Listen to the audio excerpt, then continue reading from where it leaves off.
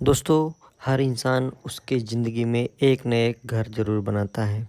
तो दोस्तों, 2 तरह की ईंट मार्केट में आती है, तो आपको कौन-सी ईंट से घर बनाना है, ये जानने के लिए वीडियो अंत तक ज़रूर देखें। दोनों में मैं कंपैरिज़न आपको बताऊँगा। दोस्तों, एक है फ्लाई ऐश ब्रिक, दूसरी है रेड ब्रिक। दोनों में कितना अंतर है, आपको जानना बहुत ज़रूरी है, क्योंकि जीवन में हर व्यक्ति एक न एक मकान उसके लिए ज़रूर बनाता है। दोस्तों, अब मैं फ्लाई ऐश ब्रिक की बात करता हूँ। तो जो पहले नंबर पे आता है कि किस मटेरियल से बनती है और रेड ब्रिक किस मटेरियल से बनती है। तो जो फ्लाई ऐश ब्रिक रहती है दोस्तों, वो बनती है सीमेंट स्लैग स्लैग यानी कि जो मिट्टी से स्लैग निकलता है। फ्लाई ऐश जो कोयले से फ्लाई ऐश जो बनता है उससे।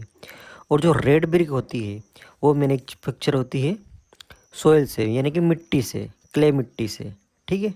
दूसरे नंबर पे आता है शेप यानी कि किस प्रकार का ईंट का आकार है। तो अगर अपन फ्लाई ऐश ईंट की बात करें तो वो ज़्यादा यूनिफॉर्म शेप रहती है। ठीक है, यानी कि ज़्यादा उसका अच्छा शेप क्लियर रहता है, क्योंकि वो मशीन के द्वारा बनाई जाती है, मशीन के मोल्ड के थ्रू बनाई जाती है, कास्ट की जाती है। और जो रेड ब्रिक का शेप रहेगा वो इतना यूनिफॉर्म नहीं रहता, क्योंकि वो हाथ के मोल्ड के थ्रू बनाई जाती है, हाथ से बनाई जाती है। अगर मैं साइज़ की बात करूँ दोस्तों, तो स्टैंडर्ड साइज़ जो रहती है फ्लाई ऐश ब्रिक की, वो बहुत सारे प्रकार में आती है, जैसे 9 inch into 4 inch into 3 inch. और एक आती है 12 inch into 8 inch into 6 inch.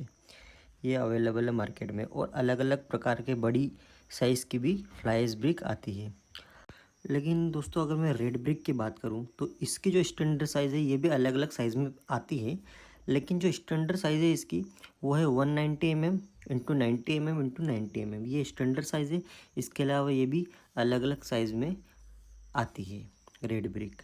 अगला अगर अपन कलर की बात करें तो जो फ्लाई ऐश ब्रिक का कलर है वो ग्रे कलर होता है, क्योंकि वो सीमेंट से बनाई जाती है।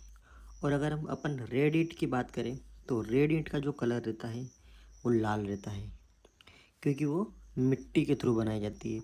तो थोड़ा बहुत ब्राउन कलर, लाइट ब्राउन भी हो जाता है, मिट्टी के ऊपर डिपेंड करता है कि कैसी मिट्टी है। कंप्रेसिव स्ट्रेंथ की बात करें दोस्तों, तो जो फ्लाई ऐश ब्रिक रहती है उसकी जो कंप्रेसिव स्ट्रेंथ रहती है वो 7.5 MPa टू 10 MPa रहते हैं, यानी कि 7.5 न्यूटन पर mm² टू 10 न्यूटन पर mm² तक रहती है। लेकिन जो रेड ब्रिक की कंप्रेसिव स्ट्रेंथ रहती है वो कम रहती है, उसकी रहती है 3 MPa टू 3.5 MPa तक।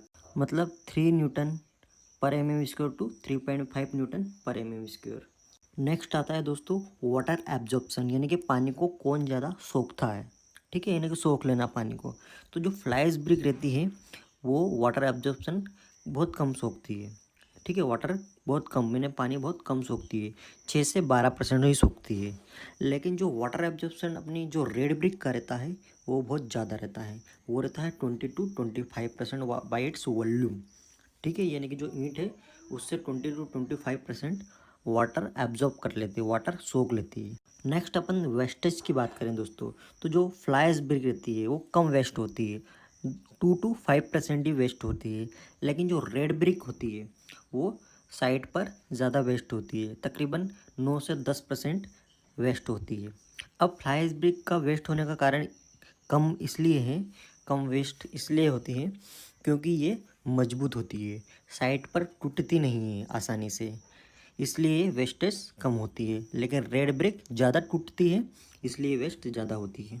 नेक्स्ट अपन कॉस्ट की बात करते हैं, यानी कि प्राइस की बात करते हैं, अमाउंट की बात करते हैं। जो फ्लाई ऐश ब्रिक रहती है उसकी कॉस्ट होती है तकरीबन 5 से 6 रुपये। लेकिन जो रेड ब्रिक की कॉस्ट होती है वो ज़्यादा होती है, 5 से 8 रुपये, 6 से 8 रुपये तक होती है। क्वालिटी के ऊपर डिपेंड करती है। लेकिन जो फ्लाई ऐश ब्रिक की जो कॉस्ट होती है वो 5 से 6 रहती है, यानी कि कम रहती है। तो आपको एक ये भी बेनिफिट मिलता है कि उसकी प्राइस भी कम है और मटेरियल भी अच्छा है। दोस्तों, अगर अपन कंपेयर करें रेड ब्रिक से फ्लाई ऐश ब्रिक को, तो फ्लाई ऐश ब्रिक के ज़्यादा एडवांटेज है, बेटर है, क्योंकि फ्लाई ऐश ब्रिक का है जो लाइटर इन वेट रहती है, यानी कि जो उसका वजन रहता है वो कम रहता है, रेड ब्रिक से बहुत कम रहता है। और जो फ्लाई ऐश ब्रिक रहती है वो सीमेंट को कंज्यूम कम करती है, क्योंकि वो ऑलरेडी सीमेंट की बनी हुई होती है, तो उसकी जो पकड़ करने के लिए अपन को मटेरियल कम यूज़ करना पड़ता है, तो आपको ये भी फ़ायदा हो जाएगा। एक और एडवांटेज ये है कि इसकी जो कंप्रेसिव स्ट्रेंथ तो मैंने पहले बताया कि हाई होती है और ये लाइट भी होता है वेट में, तो आपको ये बेनिफिट भी मिलेगा। दोस्तों फ्लाइज ब्रिक का मेन फ़ायदा तो ये है कि जो हाई राइज बिल्डिंग होती है, बड़े बड़े जो स्काई स्क्रैपर्स होते हैं, इनकी बड़ी बड़ी मल्टियाँ बनती है, उसमें यूज़ किया जाता है फ्लाइज ब्रिक्स को, फ्लाइज ईंट को, क्योंकि उसमें जो वेट होता है वो कम होता है ब्रिक्स में, तो अपनी जो बिल्डिंग का वेट होगा वो भी कम होगा, तो निश्चित तौर पे बिल्डिंग के गिरने के चांस कम रहेंगे, बिल्डिंग मजबूत रहेगी, क्योंकि वेट कम रहेगा बिल्डिंग के ऊपर, तो निश्चित तौर पे बिल्डिंग का मजबूती बनी रहेगी।